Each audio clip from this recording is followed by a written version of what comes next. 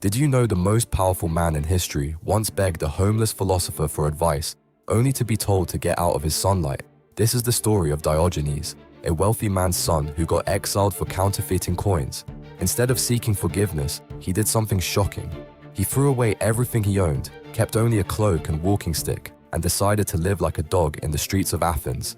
Diogenes slept in doorways, ate raw food, and mocked every social rule. He believed true freedom meant owning nothing and fearing no one. People called him crazy, but he was teaching the deepest philosophy through his actions. Then in 336 BC, Alexander the Great found him sunbathing. The conqueror of the world offered to grant any wish. Diogenes simply said, "Stand out of my sunlight."